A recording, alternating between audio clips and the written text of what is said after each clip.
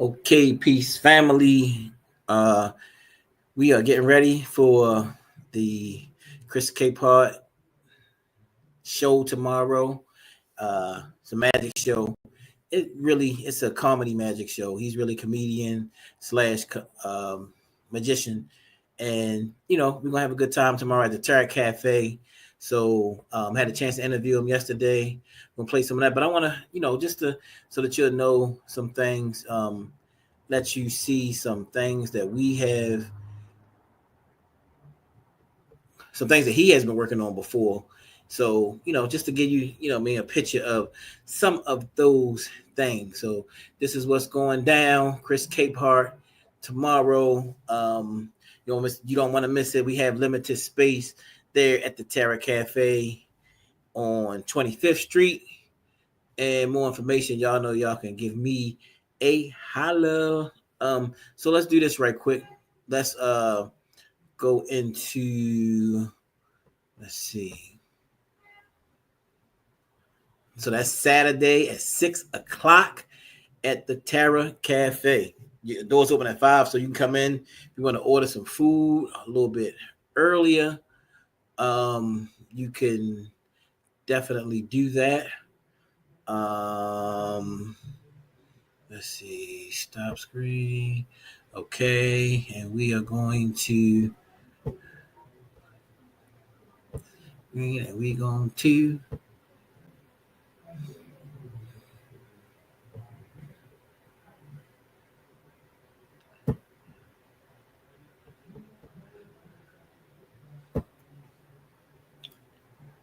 okay.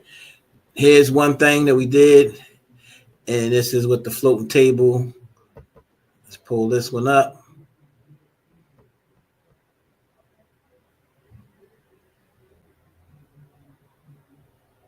I'm gonna take this bracelet inside. We'll do something that can't be done. How would you like to see the bracelet, $20 bill in that box, floating there? Impossible, right? Watch this. It's one of the tricks he did last time, 2 years ago. Like little Star Wars. What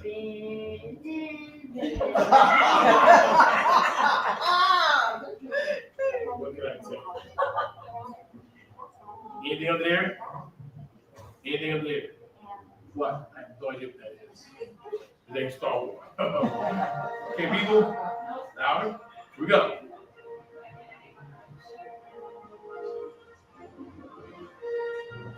What the? What the? Wait. Let's get crazy. Wait. Oh, wait.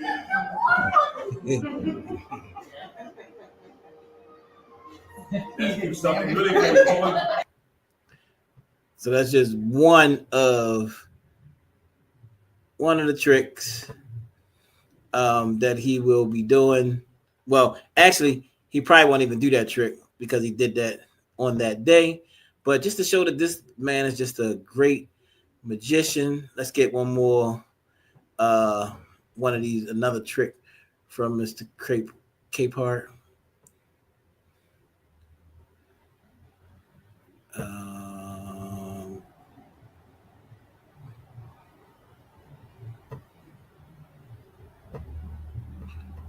Let's go back. All right, let's try this with the money.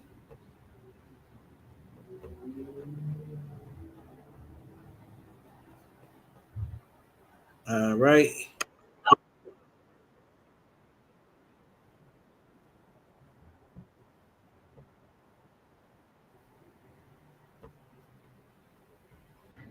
Put it in.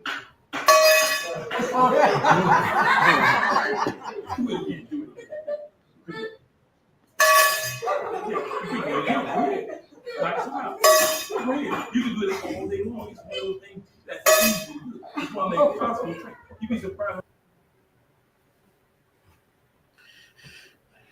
A little something, and I think we're gonna give you one more. Now, this is Mr. Chris Capehart when he was a young man on the street. And we're gonna let you check this out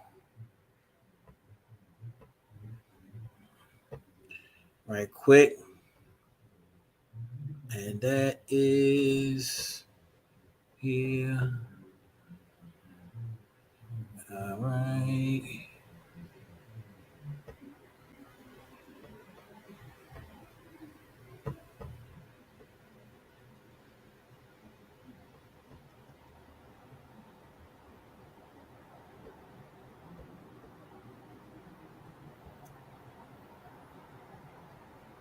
All right, here's one right here, 2 minutes.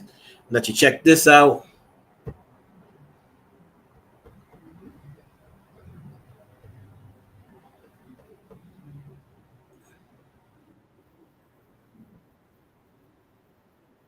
This is him as a young man. I'm going to take this cigarette and prove to you that there is true magic in the world. Watch the cigarette. Keep your eye on the cigarette at all times. Now watch. As I now take this coin, right here, which is real. So check the coin out. Is that real? Yes. He said, yes, it's real. I know you don't even feel it. Quickly. Is it real? Good. Okay. Here's what I'm going to do. I'm going to do a minor miracle. I'm going to do what we call a magic pass. Now, some people don't understand what a magic pass is. A magic pass is simply rubbing the coin in a magical way, like this, to give it magical properties. In other words, I'm going to make this coin a magic coin. In other words, I'm going to take this cigarette. See the eagle on the coin? I'm going to make the eagle come to life long enough to pass the cigarette. Now, this sounds impossible, I know. What I'm going to do. Now, watch. Eagle grab the cigarette. Now, there's all kinds of explanations for this. I probably hear one that you know. What do you think? You thinking there's blue in that man's cigarette? No, sir. Well, let me just give you that idea.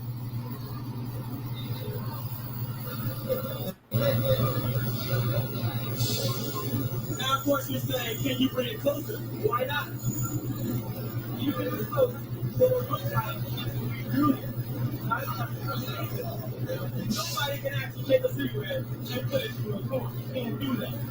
Now, the reason why it looks like it's being done is because it's not really under here, you see? Because the reason why it looks like this is because this doesn't take place here. It takes place in the mind. Now, let's make this one step further. When I prove this to you, you're going to shout it out. I'm going to pull the cigarette out. Now, most magicians will hide the coin by now. I'm not going to hide the coin. I'm just going to pull it out. It'll fool you. Okay. And the proof is, it's your coin, so it's your cigarette, sir. It's my coin. Okay, good. Now, we're going to take this one step further. Okay. So we're going to stop screen here. Okay, so now what I'm going to do is play the interview that we did yesterday with Mr. Chris Capehart. Family, peace to the family. We here with Reality Speaks.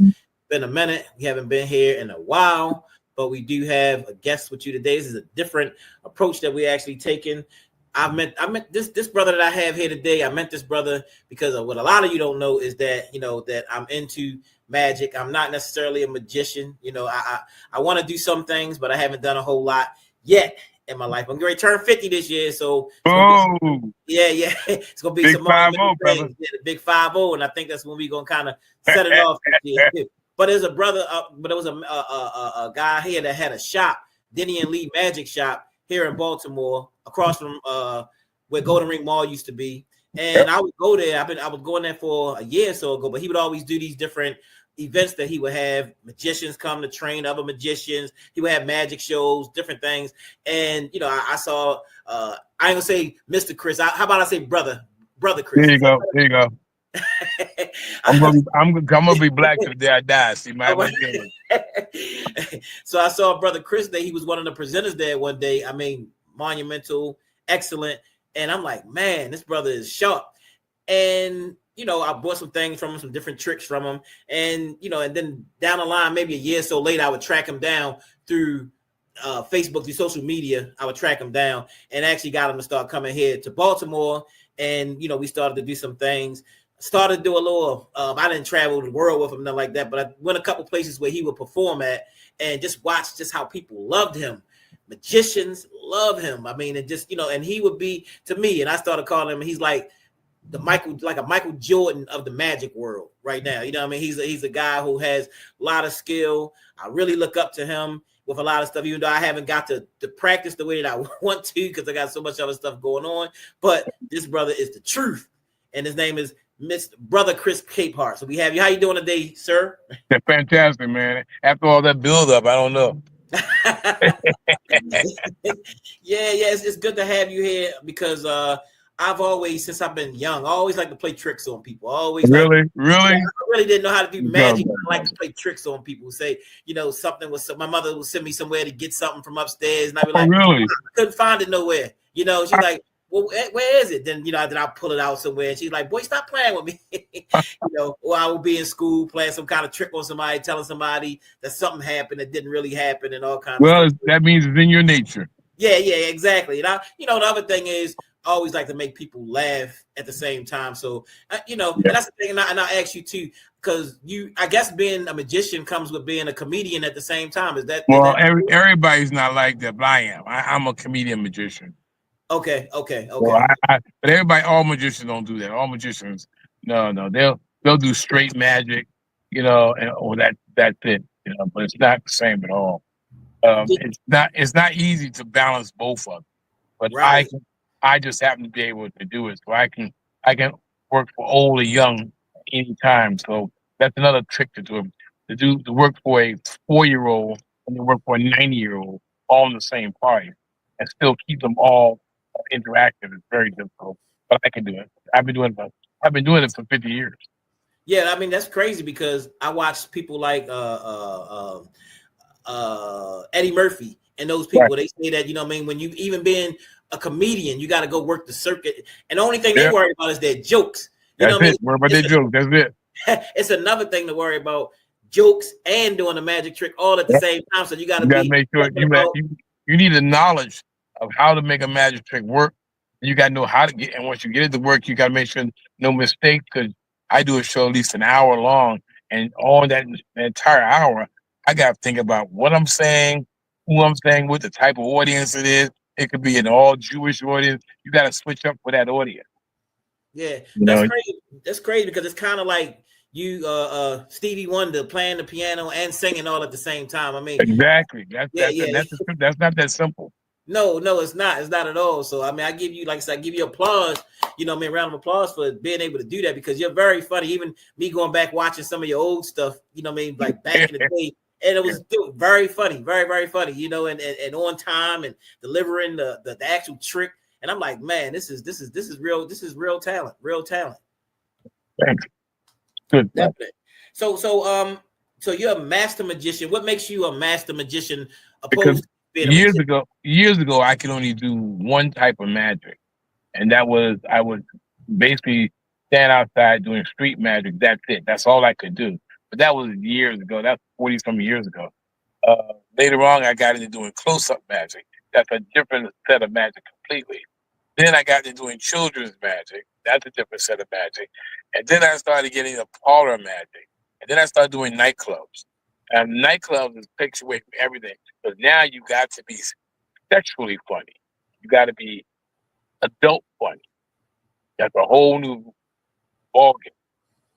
So when you start changing from one to the next, and then finally I could do it. And then I started doing cruise ships, and now I'm doing that. And then I'm doing the Magic Castle in Hollywood. Those are different types of people. Once I learned I could do all of it. So there's no part of magic that I can't do. Once you master it all, you're a master magician. So what's the difference between doing outdoor magic? I mean, street magician, and then close up. Okay, a street magician has to pick out tricks that fits the street. In other words, there can't be something that he's got to reload all the time again, put it back together again. And remember, so back in the day when I started street magic, there was no license, so you always run from the cops.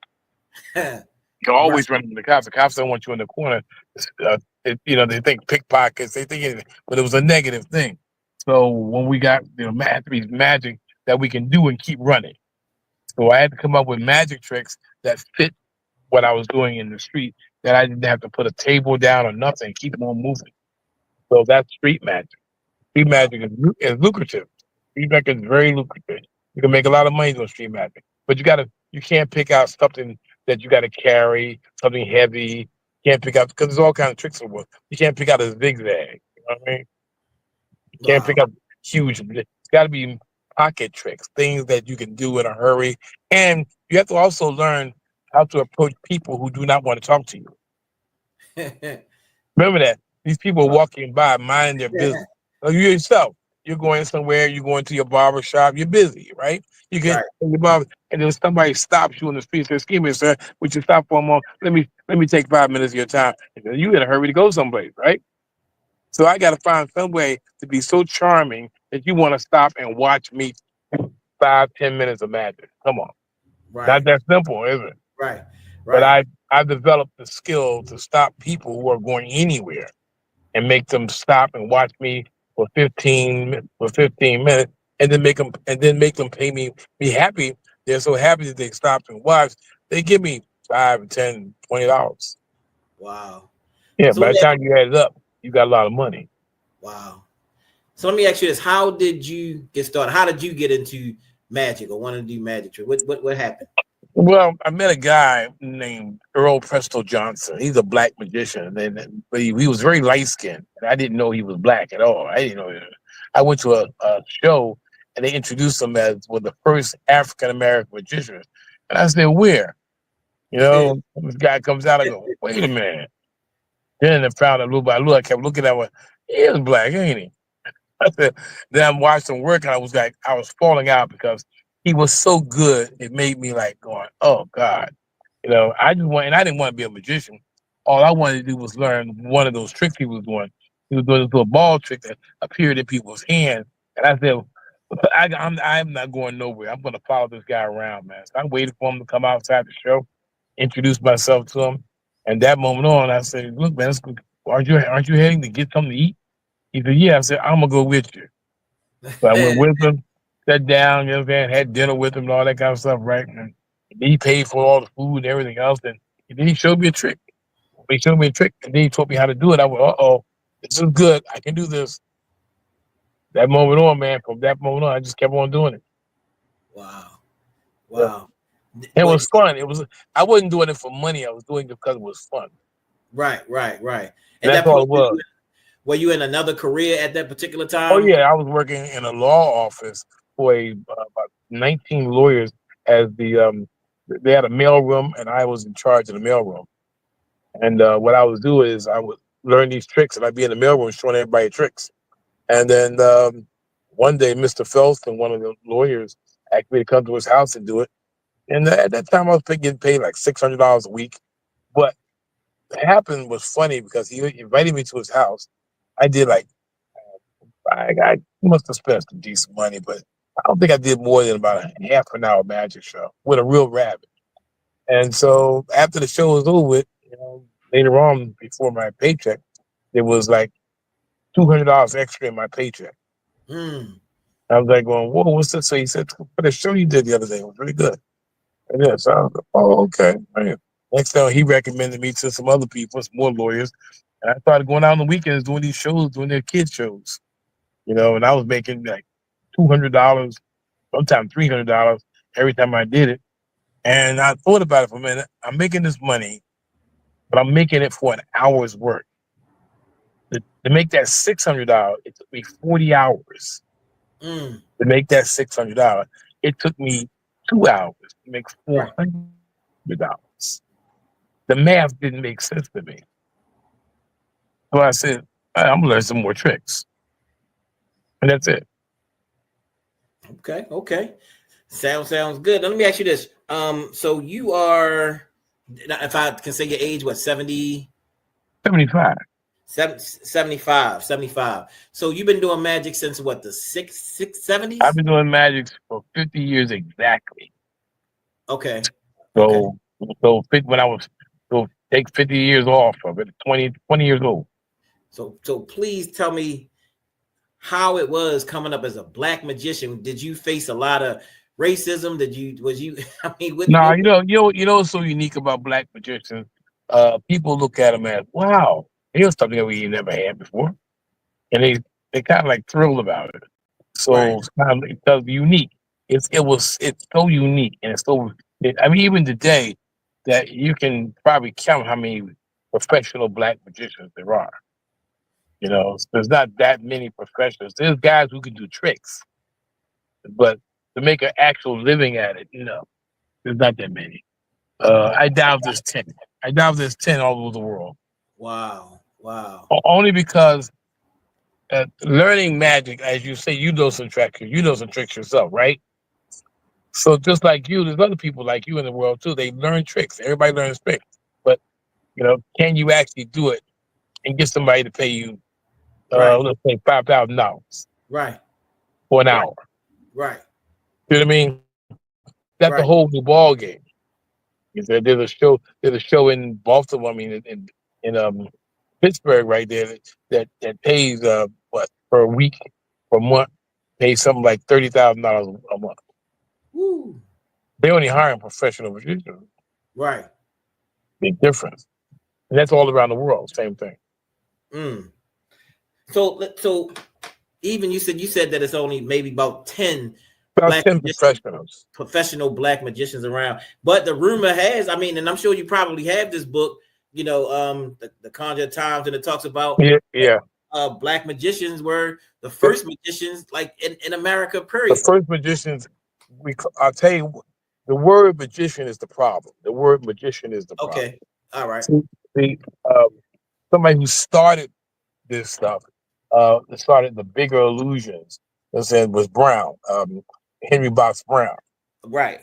But Henry Box Brown wasn't a magician. You know, what he was a slave, and he Right. wanted to get out of West Virginia.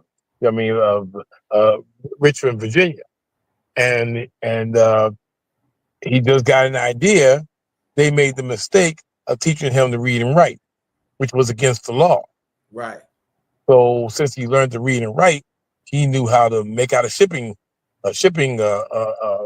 label.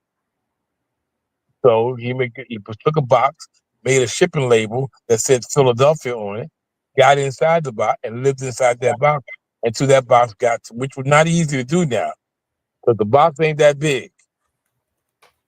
Keep remembering the box is not that big, Right. That's what I'm saying. Yeah. and whatever food he brought in there was very little. So whatever he had to do in that box for how many days it took to get from Richmond. Right now, you can drive to Richmond in 5 hours. You can drive to Philadelphia, but they ain't had no cars. You know what I'm trying to say? So that Yeah. came on the back of a mule. Mm. Imagine that shaking up and down with that box. What they did was they tossed that box around because it was nothing but a box. So he didn't get out without no scripts and bumps and everything. He wasn't in the best condition when he got out, but he was alive. Mm. So when he got out of the box, he already fixed it so he can get out of the box himself. So when he got out of the box in Philadelphia, he was a free man. Mm. Okay? So therefore, he didn't know any other way to make a living but to tell people how he got out of slavery. Mm. So we would put him in a box, cover him up, and say, "How is he going to get out of the box?" But people would pay, pennies to watch him to see how he gets out of the box. Now Mm. he didn't tell him how he got out of the box. He covered up, and all of a sudden he was out. Wow. So that started the whole thing with, hey, escaping from boxes, and then so of course Houdini heard about it, so he basically stole it and said, okay, I'm gonna do the same thing. Mm. Yeah, but I'm gonna put somebody in the box too. I'm gonna get out of the box and put somebody in the box, which came out with metamorphosis. And I see this right. This was supposed to be a picture of somebody a few years before Houdini, but they don't have a name for this person right here. You know what I mean? It was supposed to be some kind of escape artist. You familiar with that picture? Have you seen that before? Yeah, Okay. the book. But the bottom line is, it's something you guys can always remember, right? Pictures, people. There are pictures of people. They take pictures, but it doesn't necessarily have to be a true statement. In other Right. words, I can take a picture of you now, right, and then write some stuff about it just for the heck of it, right? Then save that. Then somebody save that picture, make it into a poster. Somebody saves it for 200 years. 200 years, when they read that, they're gonna be like, "Whoa, this guy was fantastic." See what I mean? It's a picture. Right. So we automatically attach greatness to any picture we see. We have nothing to go by. So back Right. in the day, there was lots of people doing lots of things. The type of magic they were doing, it was new. And since it's new, it fools everybody. When something is new, there's no pattern for it, so it fools everybody. Right. Today you couldn't fool. It'd be very difficult to fool kids today. Mm. So these kids are, they're very much hip to everything. And so many things on the internet that tells the secrets to so much stuff. Right. They literally just spilling the secret out. Remember the mass magician? Yeah, I remember. Yeah, Yeah. yeah, See, yeah. people don't keep the secrets like before. So you got to develop an act like me. I developed an act that you can't find because it's all made up in my head and it's all done with my hands. So are you familiar with? Well, I'm sure you are. I mean, can tell us a little bit about Richard Porter. He was noted to be the Yeah, first Richard Porter. American Yeah. poor magician. Yeah, Richard Porter was one of those ones that decided he was going to try to follow in the steps of other magicians, white magicians, and when he was doing it, he would just you couldn't buy these things. There was no magic shops. Mm. But what you did was you worked for somebody that you learned some stuff from, and then you took it and he couldn't work in white places, so he did the chitlin circuit and just going around just showing the black people. And black people, were amazed at anything back then that you did. You did it. Whoa, how did that happen? They would take bones and throw them on the ground and tell you, watch the bone. The bones tells you what you're thinking or what the it is. All that was called magic. Some people call it witchcraft, but it's just magic tricks. Right, right. You can convince people of everything. There's one guy back then used to make a ring float in midair, Mm. right? And they was fascinated by that. But it was nothing else but a stick under his arm. But when you don't know, you don't know. Right. It's a miracle if you don't know. So the people like the Masked Magician, they stopped that show, right? Was Oh, it? they stopped him. Yeah, that guy name was Valentino. They stopped him though. He got threw out of the Magic Society, the Society of American Magicians, everything else. Yeah, he's done. Okay, okay. Yeah, I mean, you shouldn't try to make a living on somebody else's talent. Right. Still, just because you can't do it, you shouldn't be trying to spoil it for the rest of the world. Yeah. Wow. Yeah, because I remember seeing that, man. And just studying. I'm like, man, why would he be exposing all of the? He's trying to get his name out there. So he couldn't do it the regular way, so he put his name out this way to start cause controversy, and that way you get to know his name. But unfortunately, no, that didn't work. Well, like I said, brother, I had the experience of being able to go with you and being able to travel with you to in Philly, Pittsburgh, in Pennsylvania, and you actually got to perform there. And man, I just watched a crowd full of magicians. That's another thing. That's another thing makes you a master magician, because there's magicians and then there's magicians. Magicians perform for other magicians. The other magicians won't perform for other magicians because they're nervous, they can't do it, and it's just not going to happen. But magicians can perform and fool other magicians. And I watch you do it. I watch you do it. You know what I mean? And I'm telling you the response that the people gave you. I'm like, man, there's a crowd full of magicians, and they just not just because of your performance and what you did, again, because of your being a comedian, your performance. Yeah, well, that part is kind of important to keep them happy, keep them laughing. Laughter is always good, no matter what you do. When they're laughing, they're happy, and when they're happy, it's good. So not only do they get surprised with the tricks, but you also left them happy, and happy is good. Want them smiling. So you performing? Is that like? I mean, do you look at that as a ministry? Do you look at that as something that's healing for people in general that you get to put smiles on people's faces, and and get maybe people get to have a great time. How do you feel Well, about yourself? that's what makes you feel good because you are making them have a good time. And Right, it's like giving a party. If you gave a party for someone, right? You want that party to be a good party, right? right, So you want everybody to leave by going, man, that was a great party. Now they yeah, left and said that was a man, this party really sucked. You feel bad. See what I mean? So right, when you somebody come back and tell you how good it is, you feel good. So when I do a magic show and when everybody's happy, I'm happy. right, When I see everybody smiling and laughing, applauding and everything else, and they're carrying on and they're trying to make fun of me and I'm trying to make fun of them, that's a good day. right. Because Definitely, definitely. basically my audience, that's what it is. It's a talking back and forth thing. You know, I may look at anybody at all and say, boy, I'm glad you came, sir. That's glad you came. Oh, I'm glad you wore that tie. I don't care what they say, you keep that tie. You know what I mean?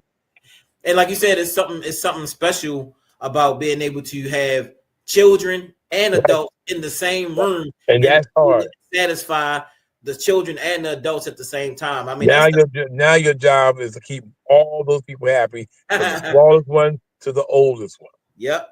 And I That's watch a you do it. that's a trick by itself. Trust me. Yeah, yeah. Yeah, that's a trick by itself. And But so, I set out to do that a long time ago. I said even when I lecture, I said if I'm going to lecture, I want to make sure it's a fun lecture, not just selling something. I want everyone to have a good time. That's my mark. That's the goal. well, you've definitely mastered that, and we appreciate you. What I want to do is bring you back so we can really get into some more, different topics and talk about some different things in general. This was just something that we wanted to do for the Yeah. people of Baltimore, the DC area, Columbia, the DMV. So we just wanted to have people to just know a little bit about you and who you are. Well, But the best thing about performing in Baltimore, a lot of the people there, we've always had magic shops in Baltimore, always. And Denny was the biggest magic shop we've had in a long time, biggest. wow, But everyone came there, no matter who they was, no matter what country, city they were all trying to get to Denny, mm, all of them. And Denny was a master himself because Denny taught magic and he knew everything about what you wanted to do. So if your performance wasn't right, you went to Denny and then he straighten you out what you're doing wrong, what you're doing right, the whole 9 yards. So basically, a lot of people perform all around Baltimore, you know what I'm saying, so that they can get build their skill levels up and stuff like that. So pretty much, is when you're performing in Baltimore, there's usually pretty good audiences. okay, okay. Yeah. Definitely. Well, you will be in Baltimore this Saturday. Oh This yeah, Saturday, it's one of the things I got on my calendar. I'm not going to miss it. no doubt, no doubt. And I got some new things you've never seen. Oh, okay, okay. Well, I definitely look forward to You're gonna this one will get you every single time. You're gonna go, whoa. it. This is a really good one. Well, look, my son, Lord Jabari, he's waiting for you. Oh yeah, that's right. How's he Daughter, going? How's he my doing? daughter, he doing good. He's still trying. He managed to. I had to tell her, I said, look, that's not a good trick. But I was standing still upstairs, and next thing I know, he just ran. He took off running, and then he ran by the bed. I'm like, I said, I don't know what he did. He just did something. So I went over and my queen, she went and she got under the bed and she looked under there and she pulled out, he had a $50 bill that he actually he took out, he picked out my pocket. Whoa, whoa, what? I said, wait, and I ain't even, I knew he did something, but I'm like, wait, so I said, wait, I said, look, that was a good trick. I get it, what I'm saying, but look, you don't want to see nobody out of people. So he's a gangster. He likes to play. He likes to, like, no, I don't have nothing in my mouth. I don't have anything in my mouth. See, I don't, but he plays a lot, and but he understands. And so he really takes on to a lot of the magic stuff and being funny. Him and my Well, daughter. let me tell you something, man. Don't discount it. We have a place in South Africa that teaches children from 5 on up magic. It's called the College of Magic, and it's the whole thing is really nice. It's in South Africa, and it saved a lot of people's lives. Mm, And just like me, if I hadn't become a magician, I might be dead today because I was living in North Philadelphia. They were shooting and everything, and magic kept me from doing other things. mm. So I think everybody for the fun of it. It's a lot of fun to just do. Right. That's all, Right. and it makes your mind go someplace other than somewhere you shouldn't go. Exactly. You Exactly. know, So I think there should be a center in every city just to learn to teach kids magic. Yeah, and you know what? And maybe that's something that, because I do a lot of stuff in the community. We do barbering, Yeah, I we know. Yeah, you're we busy teach, in the we teach community. history, we teach a lot of stuff, and maybe that'd be something that we can add on. You know what I mean? For some of the Yeah, young people, and what I mean, especially while we still got you around here, and what I mean, and can have you come in and do a little teaching here and there. I know you busy though. well, I should have been retired a long time ago, but they won't let me retire. So we're having our first something you ought to try to go to. We're gonna have our first all black magic for the Magic Castle. All the magicians in the castle for 1 week will be black. Are you serious? When is Yep, when is this? that 25 is that's in February. February. Man, I gotta make that. I gotta make it out there to This is make the first time in 60 years it's ever happened. the Magic Castle, all black magicians. All black magicians for the whole week, Wow. Okay. Okay. and Okay. and they pick some of the best. Okay. You know Some what? of I'm gonna make it. I'm gonna make it my well, uh my business to make it out to that, because that should be awesome. Something that's awesome. it's the first time it's ever happened, so we can't wait. And they've had Chinese week, Women's week, Puerto Rican week, every kind of week, but they've never had a black week. Wow. This is the first time ever.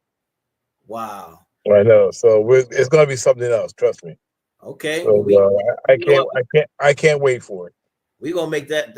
I'm gonna get out there. We gonna plan. We gonna talk about this when we get All off right, air. you and I talk. All right, Definitely. I'm going here now and spend some money. All right. Well, we appreciate you joining us here, Hey, and it's we will always see good, you on sir. Saturday. It's always good. I will definitely see you on Saturday. All right. Have a good one. Okay, don't forget my food now. I don't do All nothing right. without eating. I got you. 'Cause that was some pretty good food there. Okay. All right. We got you. You got it. Later, man. All right. Later.